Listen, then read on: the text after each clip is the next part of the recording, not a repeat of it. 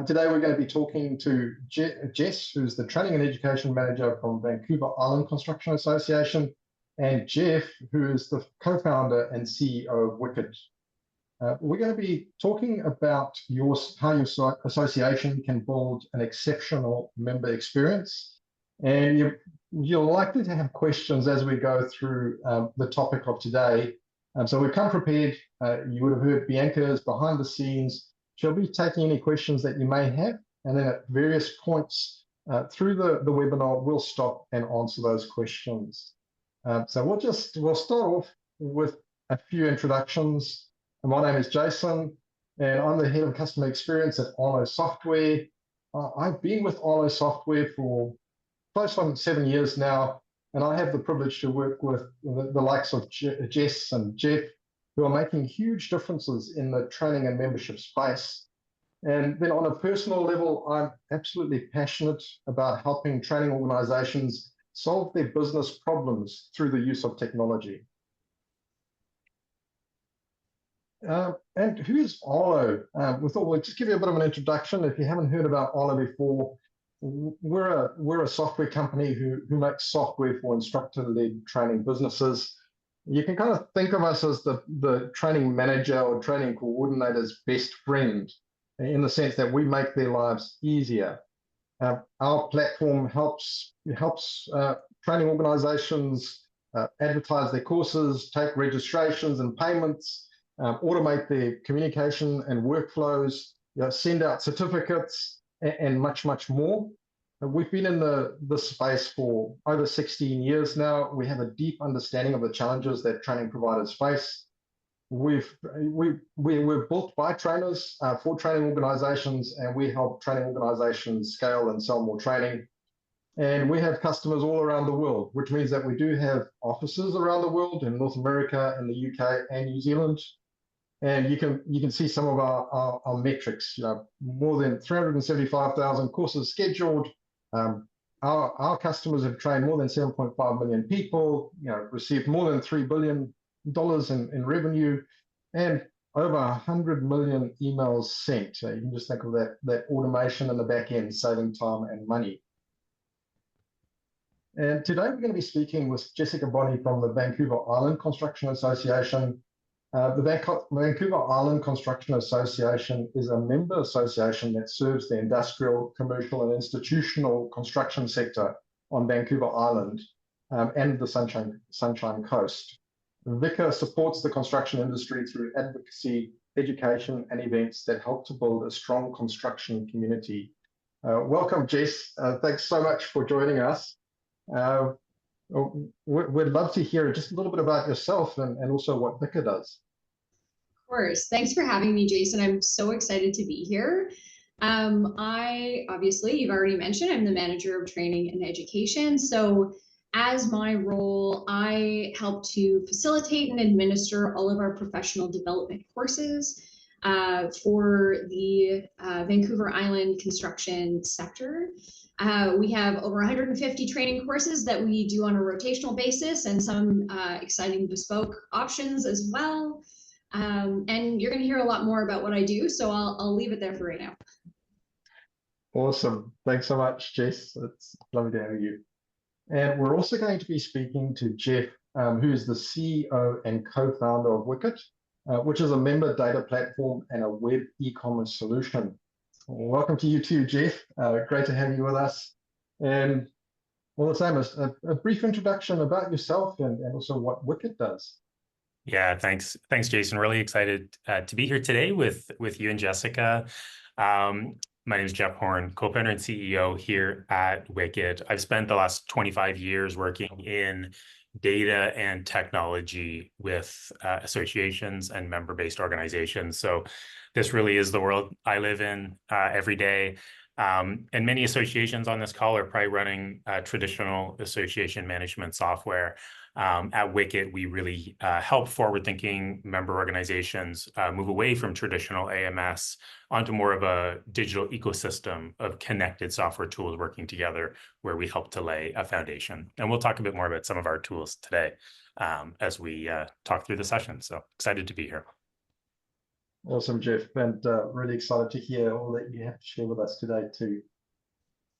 And just looking at a brief overview of what we will be covering today, we've broken the webinar into 4 sections, and we'll be covering the foundations of an exceptional member experience, harnessing member insights to inform business decisions, looking at building a member-driven education program, and then just looking at the role of technology in improving the member experience. And it's all about working smarter and not harder. Now, just before we get everything kicked off, we'd like to get a little bit more info about you. And obviously, the more that we know about you, the better we'll be able to speak to what is important to you. So we're going to run a quick poll. You would have seen a poll just come up now. If you could just take that poll, and it'd be lovely to know where you are, what best describes your organization, how many members do you have, what are your biggest challenges, what have you come here looking for? And also just what type of training and events do you offer? If you can put that in the poll, and that'll be awesome.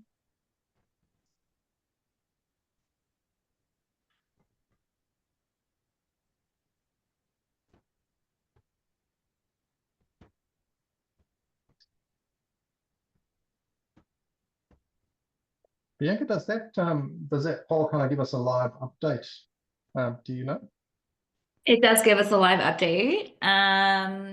We're getting a bunch of answers in right now. Can you see that from your screen? I can't. No worries, no worries. Yeah, so I can definitely give you the results, but as of right now, we have 50% completed. So it says, what best describes your organization? Currently right now, 44% have said trade or industry association. Around 25% have said society or professional association.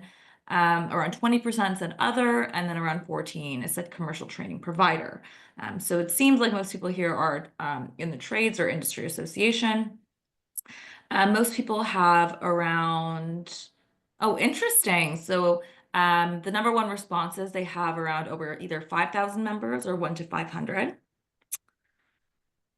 Biggest challenge, this is a very interesting question. It seems that the 2 biggest challenges are not enough time. So essentially too many manual processes, a lot of admin, which is totally understandable. And then of course we have the data or systems in place, but we need to obviously leverage that more efficiently. What types of training and events do you offer? So most people replied with live online, in person, or networking events. So it seems as though everyone has, yep, we're good. So let me just end this poll right now. Awesome, thanks so much. So we've got that trade and industry associations and obviously membership associations being quite high up on that list there. 40%, that's great. And that just gives us that insight as well. When you're looking at a membership software, and then also looking at the training component, we've got the right people in the room to speak exactly to that, with Jeff knowing so much about that membership experience. We've also got, and then also Jessica with that practical experience of their own association. We've got the society or professional association, so probably professional short courses that makes up the next that next tier, 26%. And then a wide variety, other type non-profit or commercial training providers, and that's awesome. We'll be touching on topics that cover all of those as well. Lovely to see those member sizes. We've got quite a cross section as well there. 37% 5,000 plus, 23% there at 1,001 to 5,000. Also those smaller organizations, and again we've got something for everyone. And then the biggest challenge, not enough time. I feel your pain, and that is why technology exists. It is to give us more time, and then we find something more to fill our time, and then we need more technology to give us more time, and that's a never-ending cycle over there. And then just in the second place there, 40% as well, so it's a tie, is we have the data systems in place, and basically now we need to leverage it more effectively, and that's really about maximizing what we have and learning more to be able to get maximum value from it. So thank you so much for participating in that poll. And we're going to kick off and go to, putting your members at the center, and really member centricity, or having that member at the center of everything that you do. That helps us gain a better understanding of our members, which in turn helps us to serve them better. And we're going to ask Jess, who's got all of the experience in this area. We're interested to know a little bit more about VICA and who your members are, Jess. Absolutely. Well, looking at that poll, I definitely feel like I'm amongst friends here. So thanks to everyone who's come out. And I'm sure that this won't be, wildly out there when I say that as an association, what we want to do is really put our members at the center of everything that we do. If we're not serving our members, then we're not serving the industry, and we're not doing our job as an association. And so knowing who our members are is super important. And for us, that means that every member organization that we have, they're people that are connected in businesses with the objective of building things and making things. And so we have our contractor group, whether that's trade, general, or civil contractors. We've got construction managers, we've got construction owners. And then we also have folks that are, construction tangential, I will say. So, think about associate members like security teams that maybe help with security on job sites, or bonding and insurance folks that help construction organizations manage risk. We've got a very, very diverse member set. And so understanding what their needs are is really key to that. A piece of that is making sure we have the right technology to do the job. Businesses change from day to day. I think, this is true for every industry, but particularly for construction. In a time of high volatility within the industry, in every industry, things change a lot. You need to be looking towards new technologies, and we're trying to do that internally and to serve our membership by bringing that knowledge and expertise that they need based on the insights that we gather over time. So it's a little bit about our membership and who they are. Yeah, wonderful. Thanks, Jess. So it seems like you've got, as you mentioned, quite a diverse set of skills and needs that kind of stretch beyond training. It's that whole membership experience, which is before the course even starts. Being a member, participating, sharing knowledge, and then there's that formal course. You could say the course component where they're actually doing some training, but even beyond that. As well, into the relationships that are built. And when you think of those diverse needs and kind of being member-centric, like, what does a great membership experience look like for VICA? Well, we already talked about that member centricity, and I think there's a big piece of that that's listening. Really recently, we have rolled out our new strategic plan that we're going to be working on for the next 5 years. And we have 3 kind of key pillars for that. And to serve our members best, the things that we're doing, we're advocacy, education, and connection. That's our main priority. And it is weaved throughout all of the things that we do. So like many of the people that are watching today, we do networking events, we do education initiatives, and we do advocacy for the industry as well. And all of these 3 key pillars connect in all of those places. So education is at the heart of a lot of what we do. Sometimes it's we'll talk a little bit more about what education means, but that's my priority. Within my role, I'm looking at education and connection to create the best member experience. And so, all 3 of these things really weave throughout what we do as a member organization, and all in service of keeping our members at the center of that. To give you a rambling rambly answer. No, it's very helpful because it is, as you mentioned, it's quite far stretching, and as you say, like the membership, you've got advocacy. Sorry, I can't actually say that right. You got the education part as well, that connection part, which you focus on, just to make sure that there's a flow of information between your members and yourself, to make you also more effective and know how to better serve them. And we've kind of entered in this stage or this age of ever on learning. Like if you're not learning, you're kind of slowly going backwards. And we've seen that across all of the customers that we work with. We've seen it in our personal lives as well, that we just have to be upskilling and learning, else we fall behind. But how important is training for VICA? And what is the role of education for your association and also for your members? Well, I mean, obviously I'm biased because this is what I do, right? But it's really, education is a really important part of the construction industry specifically because it's a really complex industry that has to be really agile in terms of getting the work done. And so, as a key pillar, we're doing community development through our education initiatives, and creating networking experiences for people as they get into the room together, and helping to inform the wider community. So, one of the projects that we work on really closely are contract related for big contracts in construction. And anytime there's a legislative change, we need to be able to communicate that out to our membership because it impacts everyone. All of our members work on these projects at some level, at some point, and how those contracts work have a trickle-down effect. And so bringing that information out into our community really helps people to be able to deliver on their own business objectives.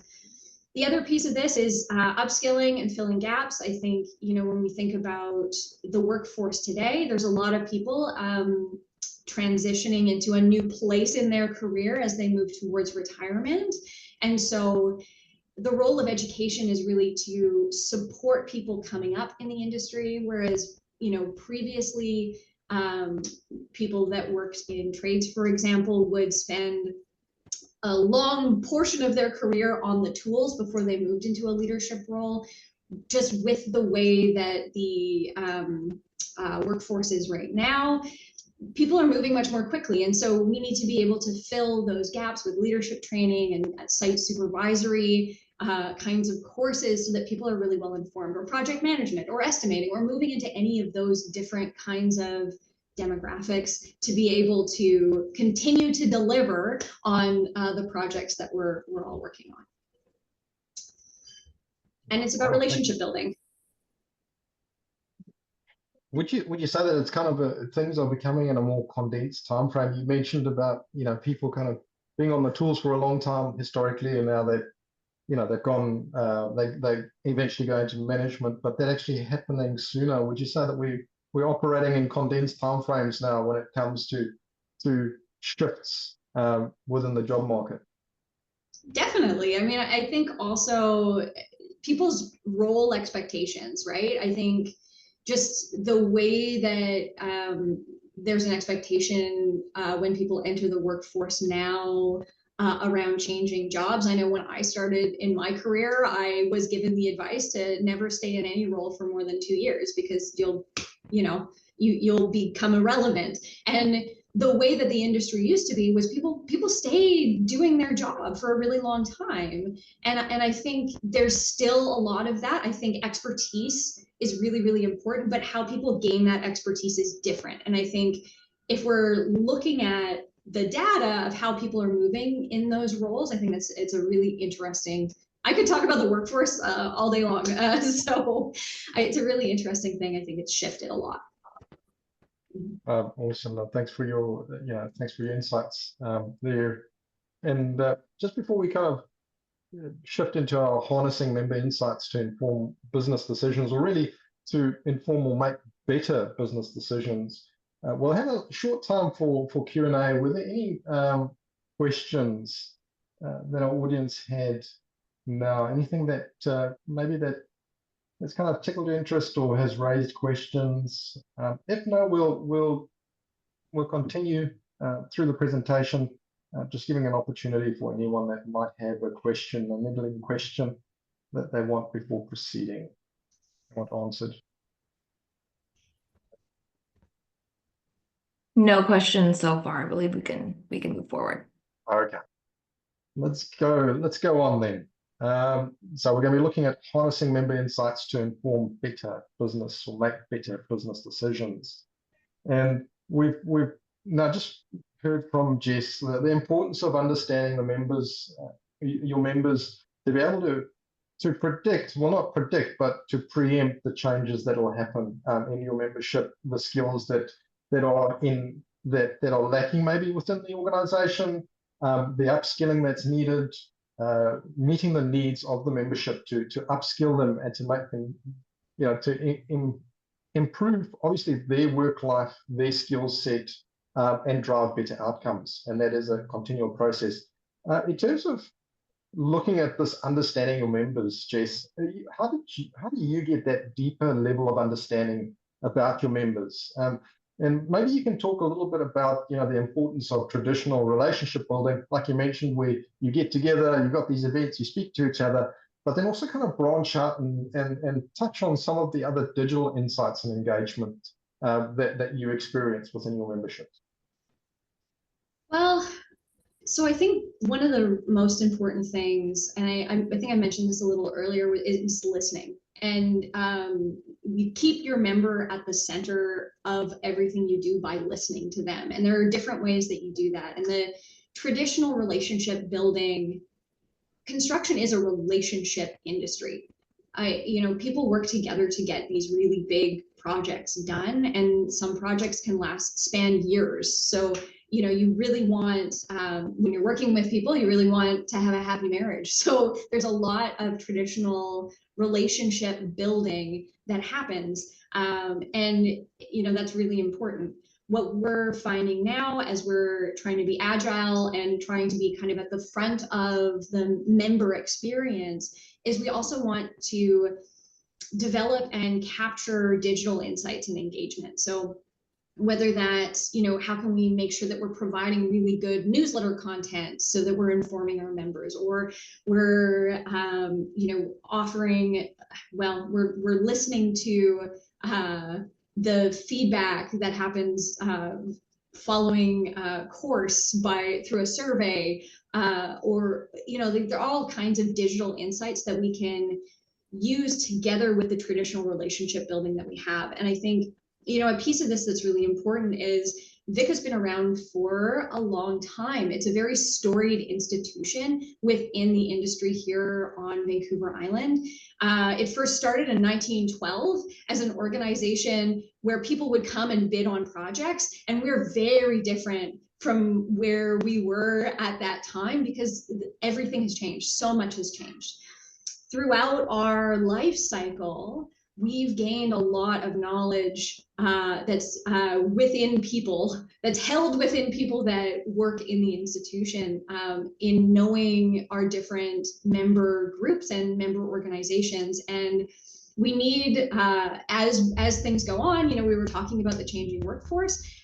As things go on, we need to be able to continue to document the story of our members. And to understand their membership journey. We have memberships that are members that have long-term memberships, and we need to understand, how their needs and interests have changed. And so the thing that I think is really interesting is the digital insights really give us an opportunity to be able to see on a longer time scale than just my experience, right? And there's it's an opportunity to really be able to make changes that really impact how our members experience working with us and the industry. Thanks. It sounds like that common problem of taking all this unstructured data and everything that's in people's heads and trying to get it into a system where it can be useful and where you have a historic account and it's institutionalized. And Jeff, you're the expert in this area about members and membership data, and being able to structure that data so that it's useful when informing decisions. What are some of the other digital trends or digital insights that are important to your customers, and what are some of the most common touch points tracked in Wicket? Yeah, thanks, Jason. So, first of all, Jessica, like 112 years. Wow, I just imagine how different the organization is from 12 years ago. You weren't tracking digital touch points back then, that's for sure. I think what we see is, there's a typical association, member-based organization is going to be using a lot of different software tools to connect digitally with their members. And Arlo's an example of a training system that could be used. There's so many different tools that a typical association is using today. So whether that's your marketing automation tool and you want to understand who's getting your emails, who's opening your emails, could be an online learning delivery system like an LMS and understanding who's taking courses, completing courses, getting achievements, or even discussions happening. If you have an online community, what are people saying? How are they engaging? So I think there's a couple of things. There's kind of the volume of the way people are engaging with you. How many touches are you getting with a member or group of members? And then there's really understanding at the individual member level, what are all the different ways this member is engaging with you? And so I think it's really powerful when you can combine the traditional, like keeping track of the traditional ways you're engaging with those digital footprints that they're leaving behind. Those two things together are really powerful. It's awesome. So we should still meet together, and we should still brainstorm. Yes, absolutely. I mean, it's relationships aren't built behind a screen in the same way, right? And I do like to kind of get on my soapbox over here. It's a combination of two things. It's never one thing. It's always a combination of things, and that's what makes us really strong. Yeah, that's well said. Yeah. And we've spoken about some of this, the interactions and then capturing those insights. And I think in the digital age, as we think of so many organizations having so many different pieces of software, it's becoming more and more difficult to kind of consolidate all of those different insights and different systems to be able to get a full picture of where things are at. So we often have people approach us, on a daily, weekly basis, and they say, "Look, we just got so many systems. We want to simplify this. There's just too many systems to keep track of." Jess, I know that this has been a problem. This was a problem for VICA as well. Are you able to tell us just about some of those particular challenges that you faced, with using different systems, and why did you need a single source of truth for member data? And then also, well, just branching off of that, what has that meant for you by having your digital insights consolidated into one system, and how are you leveraging those insights? Well, there's a lot to be said about kind of how we've evolved since we started working with Arlo, since we started working with Wicket. Having integrated systems so valuable, because I think in the past what could have happened is every department is tracking their own information, and it becomes really siloed. I know, speaking for education, prior to having different technologies that we were working with, we did everything with spreadsheets. We did everything with paper. We moved offices recently. I found a lot of paper that was shredded, but it was really important. But how we take something like a member survey, or several hundred member surveys from training over the years, and then take that information and query it, it's a really, really heavy administrative burden. So I know we heard from the audience earlier today about time being a really, really valuable resource, and that's huge, absolutely huge for us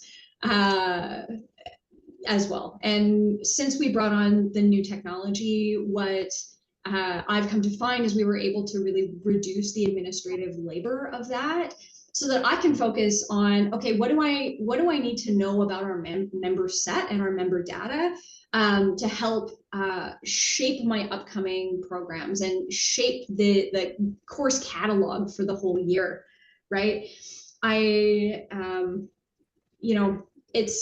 It's the difference between being able to go and look at a course on a small scale to looking at, okay, how has the course performed over many years, and what else has that member done with us? Have they done events? Have they participated in committees, for example?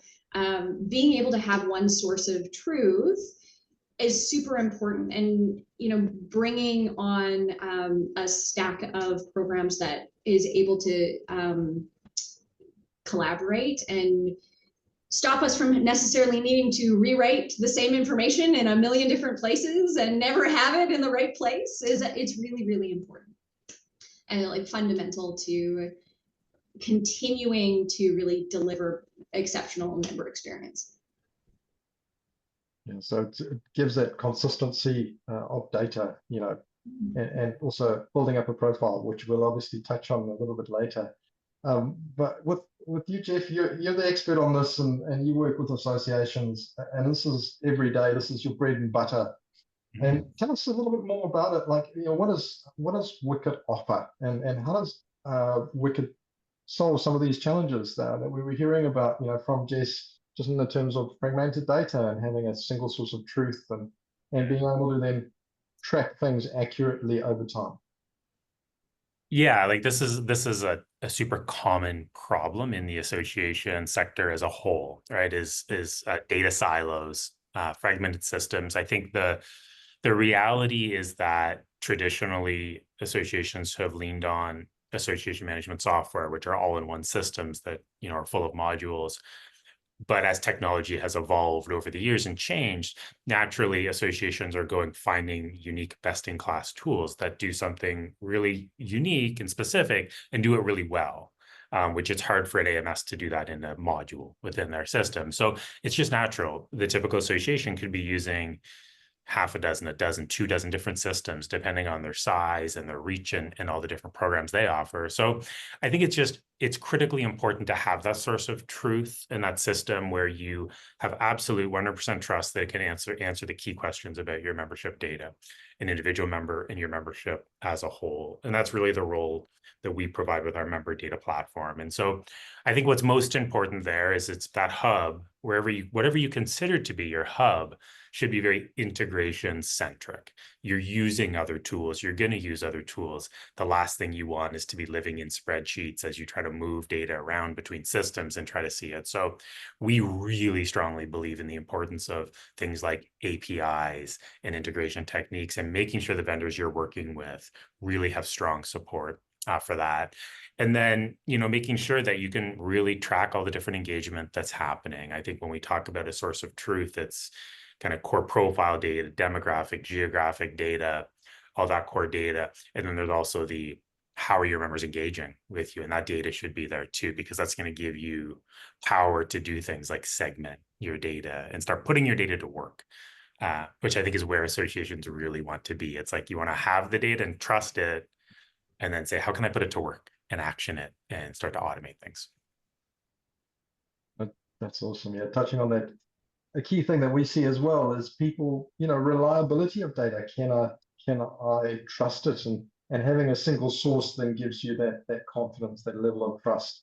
I've consolidated from different sources, and actually this is the right thing. Mm-hmm. And we kind of looked at, we've discussed the benefits of consolidating data. It provides us more actionable insights, and we can build up, these rich profiles. What does a rich profile look like for you, Jess? And what are some of those member touch points that you're capturing? Well, I think a big piece of it is, people vote with their feet. So being able to look at registrations and the relationships between the registrations and the kinds of courses that we're offering, and look for themes. It's really, really important. Speaking to the rich profile of our membership, understanding kind of what part of the industry people are working in is really, really important, and being able to access that data quickly. You know, we've talked a lot about relationships and listening. I want to be able to understand who our membership is and what their story is. And so, you know, wanting to see, you know, what's the size of the organization, what people are within this organization, where have they moved from? Because there's a lot of movement within our industry specifically. And so, you know, a project manager might move, you know, a lot across different organizations, all organizations that are within our membership. So that's really useful for me to know. And then, you know, membership type, and how they've engaged with us. And, you know, I think just speaking to the last piece as well, calling back to our last slide, I think it's really important when you're working with a technology group to be able to work out if something isn't working, to be able to work on that together. And, you know, that's a big piece of what we look for when we're looking for technology as well. Well, that's great. Yeah, it's great to hear about that profile and being able to follow them through their whole journey as well. And it kind of brings us to our next section, but I was just reading through the questions and I looked a little bit distracted there for a second. I see we have a number of questions that have come through as well. There's a more technical one from McCoy Riley, just saying, is there a better way to update certifications for cohorts? It is basically all manual unless uploaded through Excel. Is there a way Ola could create a way that you could select all in a cohort or class and assign certifications? Topic question. In terms of the workflow, McCoy, as a person is, you know, completing, let's say you've got course A, B, and C of a certification, as they complete that, then they automatically put into that certifications workflow as, you know, waiting approval because they've gone through those criteria. You know, that particular criteria, it's not supposed to be a manual process. But if you don't, we could take this offline just to understand what your workflows are. That's probably why it's difficult in you know, maybe in this scenario. But feel free, there'll be a barcode at the end of the session as well. You can scan it, you can book a time with me, and we can go through your workflows and just see how you're using it and how could you maybe better use that functionality. There was a question to you, Jess, just around the members. I think you've answered that, 485 members. And then there was from Julie, sorry, that was from Audrey Wilson, and then Julie Lepine. Do you collect personal demographic information on your members, e.g. age, gender, etc.?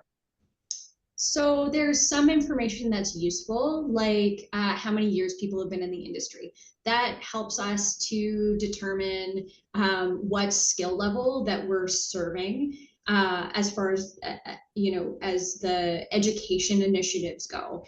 We don't really collect in-depth demographic information, but it is useful because different people of different ages, genders will want and need different kinds of training experiences. And so while we don't collect that in our member database, it has been something there that has been featured within our surveys to understand the demographics within that.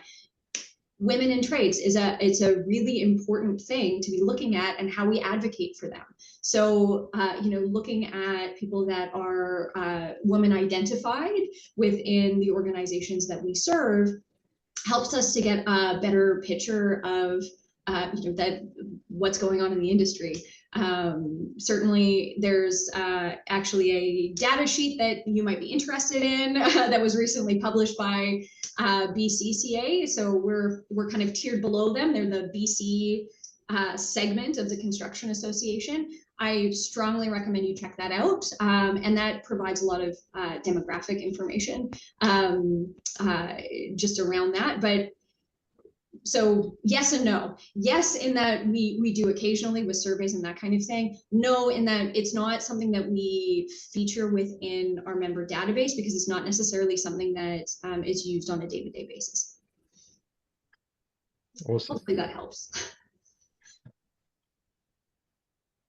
That's awesome. So we're going to be looking at, click through there, just how to build a member-driven education program.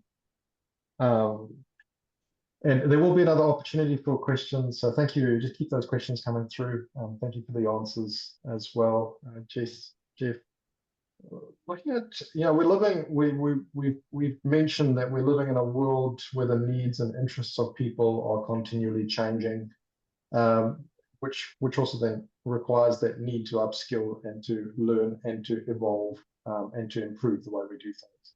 Now, how do you continuously measure engagement, Jess? And like, how does that keep you up to date with the ever evolving needs of your members to basically to ensure that your courses are still relevant?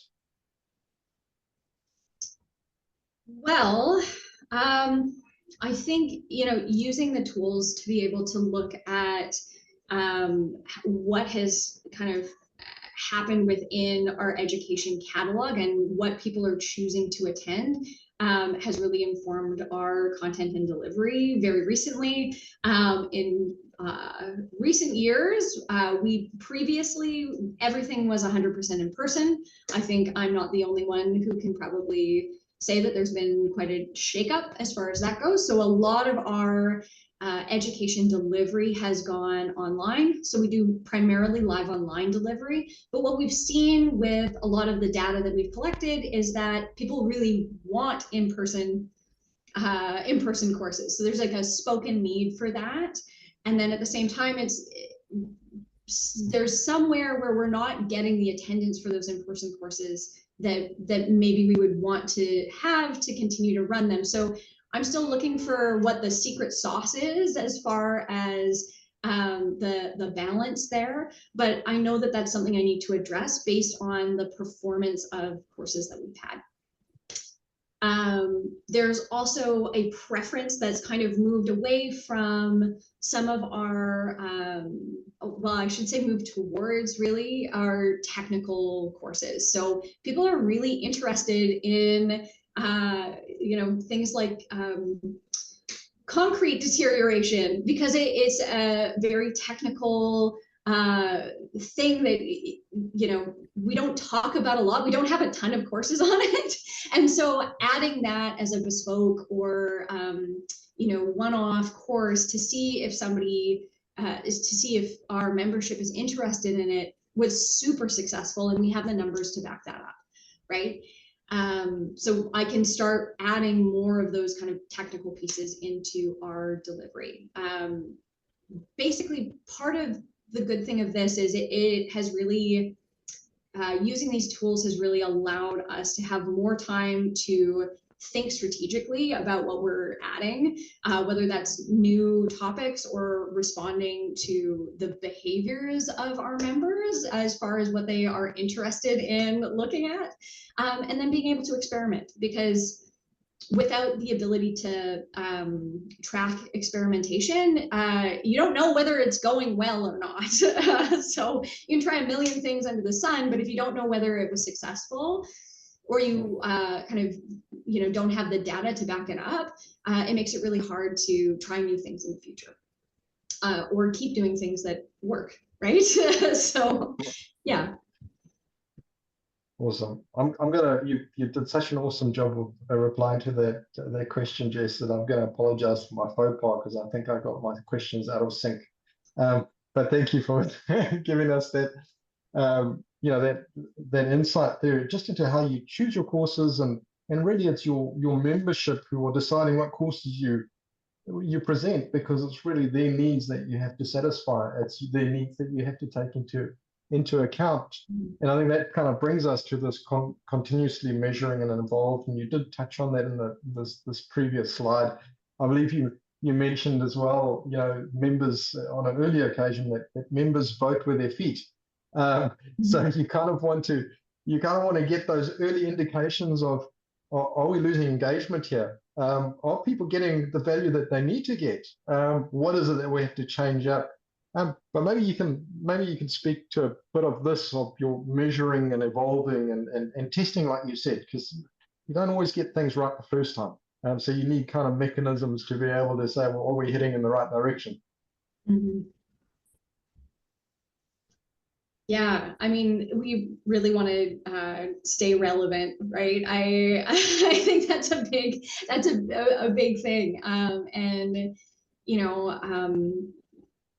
it's an evolving industry, and it's an evolving our programs are evolving all the time. We look at a lot of the different reporting tools that are offered through Arlo have really changed my life and how I run these programs. I was lucky enough to come in just as we were really, dipping our toe into how Arlo can be utilized for us. But there are pieces that have really been of incredible use. So I would speak to reporting, looking at number of attendees, looking at cancellations can be both for tracking success with instructors as well as tracking member interest.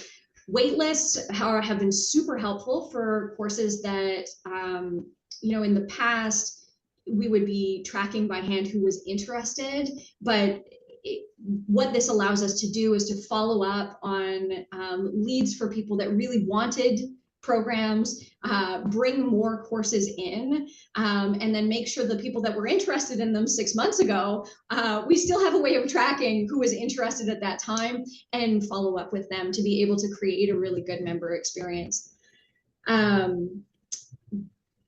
Feedback as well. I mentioned surveys. We have course surveys that go out automatically following the course being delivered that helps us take the pulse of whether or not it was successful.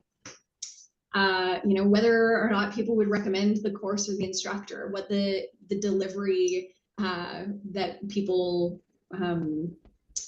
liked, did they appreciate the delivery or not? So, it's given us a lot of opportunity to be able to shift things and to follow those trends and to remain agile and relevant.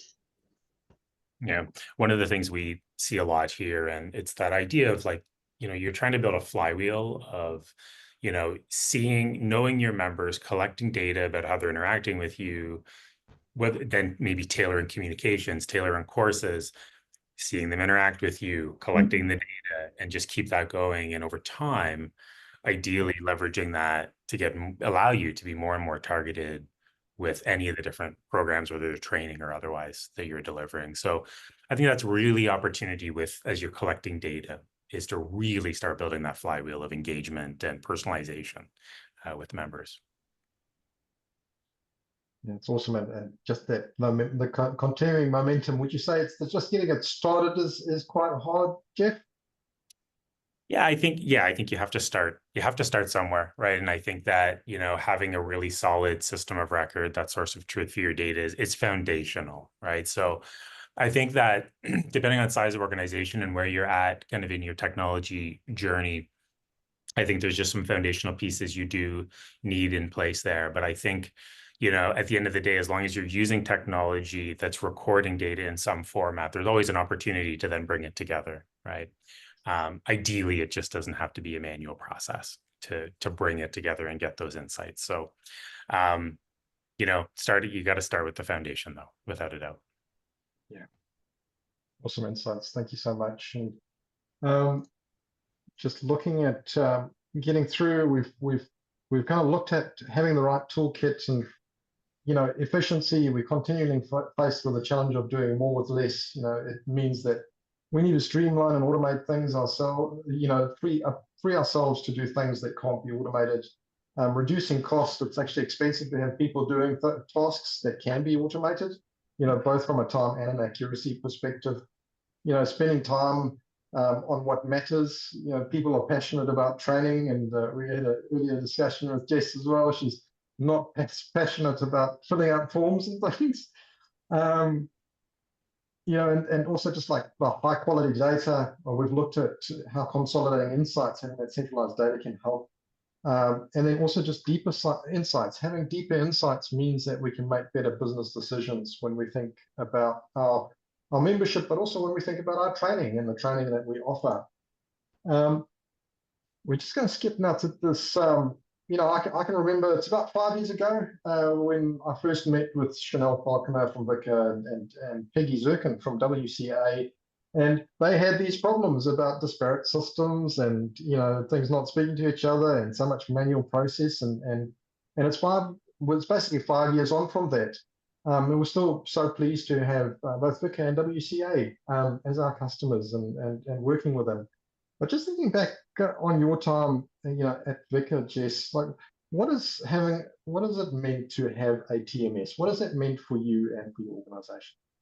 Oh, well, I will say I was incredibly lucky for the diligence that Chanel had when she was putting together our package for education, and that she sought out Arlo. And, you know, I know a ton of work went into sourcing which platforms that we use. And so I really lucked out when I joined the team at VICA, because, you know, there's so much that Arlo does that allows us to reduce administrative labor.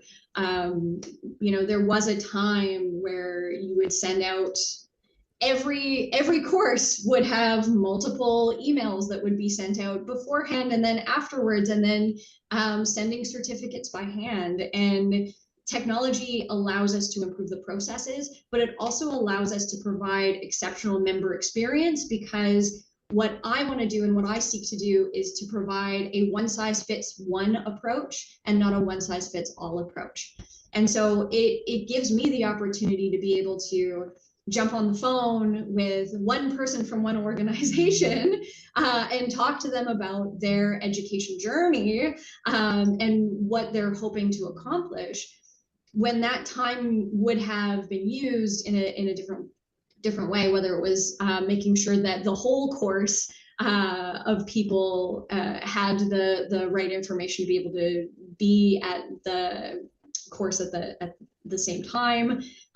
We want to focus on our members as individuals within organizations, right? And so it's really just allowed us to continue to be exceptional at what we do. Awesome. That's so great to hear, and it's an evolving and working together, and it's awesome working together with you. And we did have this. Jeff has a wealth of knowledge to share on this topic around data. Just in the interest of time, you will see a barcode at the end of this session where you can either book a meeting with Jeff or myself. So I encourage you to book a meeting with Jeff to get the deeper insights. But Jess, maybe just in kind of like in starting to wrap up, in terms of what is a member data platform? What does that mean to you in performing your day-to-day role, and then also for your organization? How is that combo of having the membership data and the training management system? What is that? How's that improved your life? How's that improved my life? Yep. Yes. Yeah. To Jeff here. Okay. Yeah, I mean, it really is in that one size fits one approach. I think I want to be able to pull back and figure out from a strategic place how I serve our membership. And I want to be able to get out and do the face-to-face traditional networking. And you can't do that if you're spending a lot of time invested in administrative labor. And I know, time is one of them. It's the only thing we can't get back. So yeah, I would say time savings is probably the most important thing. I had the pleasure of chatting with Arlo earlier this year and just talking about how we were able to reduce the administrative requirement that we had in-house. And now myself and my team, we're able to spend more time talking to people and listening to people, which is really how you know what's going on, is through listening to people. And then we can capture that information to be able to source it later and find out about who's who and what people want, right? And so yeah, I think that's the biggest thing, is being able to focus in more deeply on listening. Awesome. Thanks for those insights. And we're looking at some of the advantages. I might just speak to you quickly, and I'm just in the interest of everyone's time. Wicket obviously offers that single sign-on integration, and that really works well for the Arlo Wicket interfacing, to make sure that you're not having to sign into a whole lot of accounts to access both your membership data platform and Arlo itself. Just reduces some of those manual errors that we were speaking about too, where you've got multiple systems and you're re-entering data.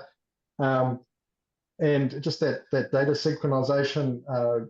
Jeff he's got a team of experts, and obviously as they're a member data platform that connects to all of these other different systems, he's got a panel of experts that work for Wicket, that are able to take customers through that journey and enable those integrations and undertake those integrations to make sure that you have that single source of truth. So sorry, I'm stealing your limelight here, Jeff. All good. All good. I think we'll just end off now with a quote, and this is from Jess. With Arlo and Wicket, we've offered both new and existing members a high quality experience, cementing ourselves as a premium member-based association. And our registration numbers continue to increase year on year, and we would attribute much of that success to Arlo and Wicket. And as promised, there is, we've got a few minutes for those that are able to stay on a little bit longer.